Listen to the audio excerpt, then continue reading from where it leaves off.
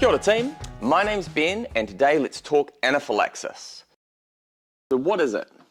So it's a severe IgE-mediated type 1 hypersensitivity reaction involving 2 or more body systems. This is a life-threatening thing we might encounter.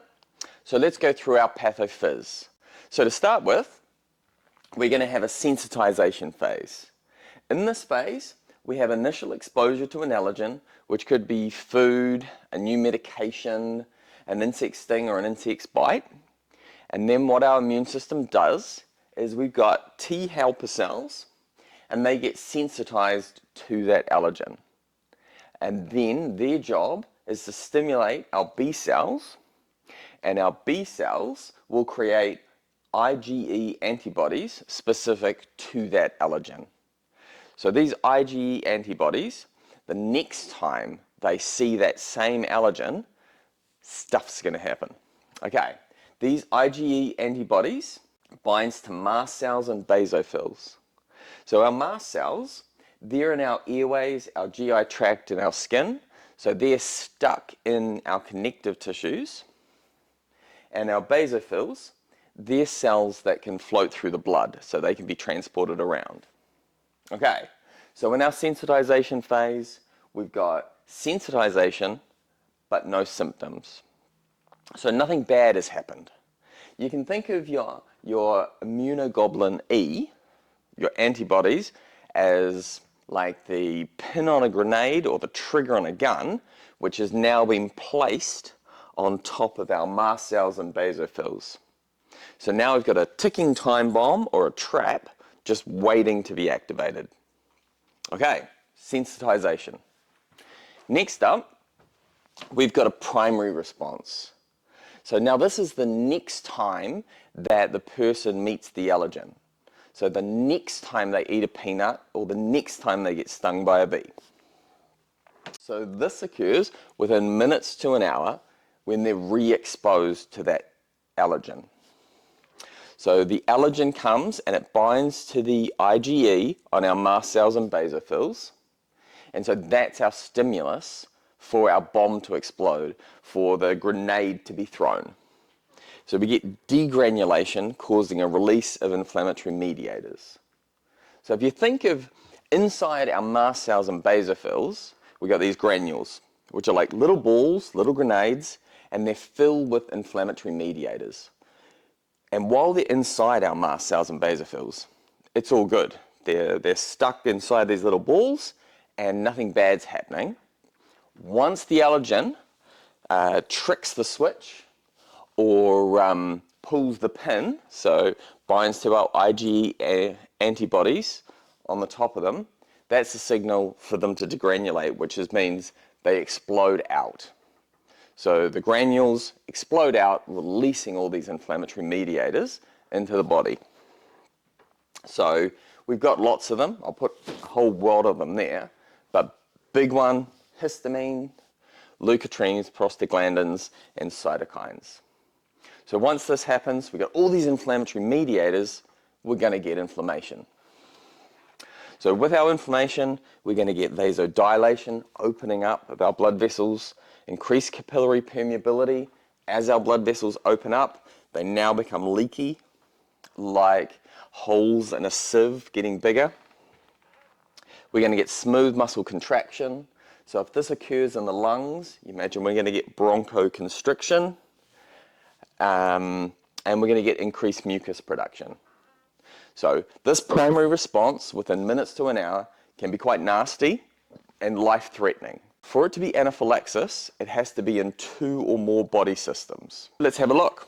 So if it's the skin and mucosa, we can imagine that vasodilation, increased capillary permeability, it's going to lead to flushing, we're going to get swelling, we're going to get redness around the skin. In our respiratory system, again, if we're thinking vasodilation, increased capillary permeability, we're going to get increased mucus production inside our bronchioles.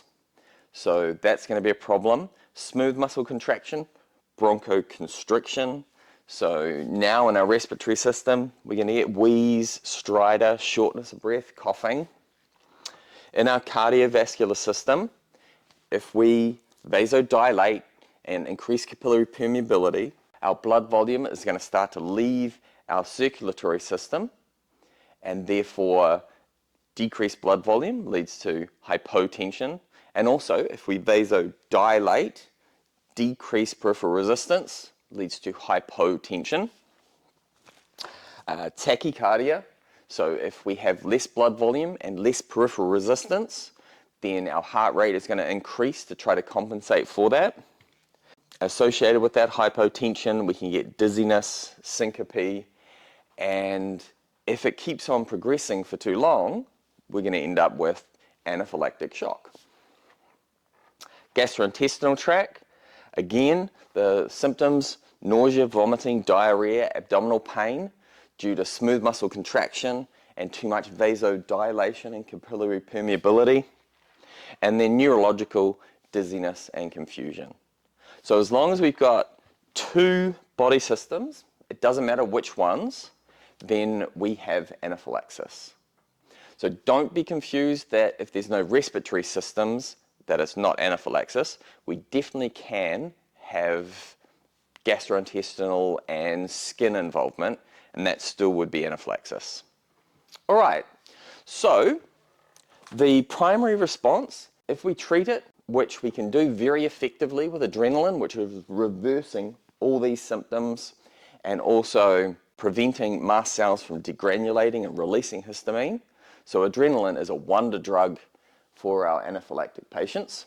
This primary response may resolve, and we may be tempted to say, all right, good as gold, and we can leave our patient to their own devices, but we can't, because we can get a secondary response. So remember, we release cytokines in our primary response. So cyte, cell, kine, kinetic or movement. This is like a signaling mediator to call other cells into action.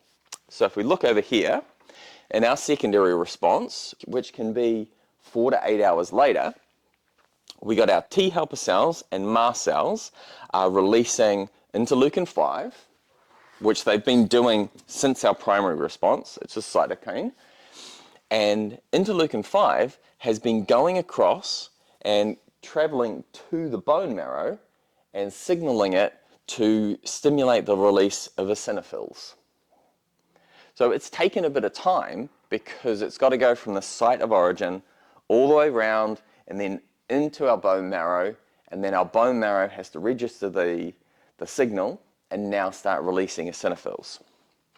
The other thing our T cells and mast cells release is eotaxin, which is a chemokine which guides the eosinophils to the tissue.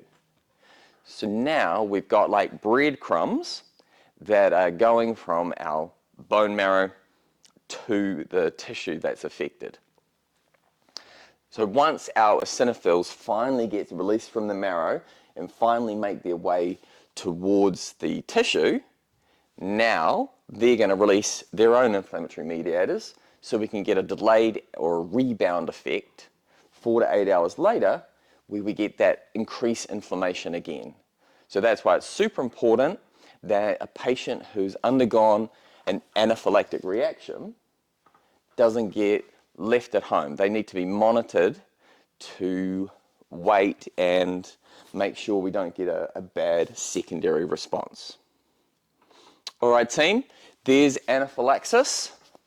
Happy studying. Gorgeous.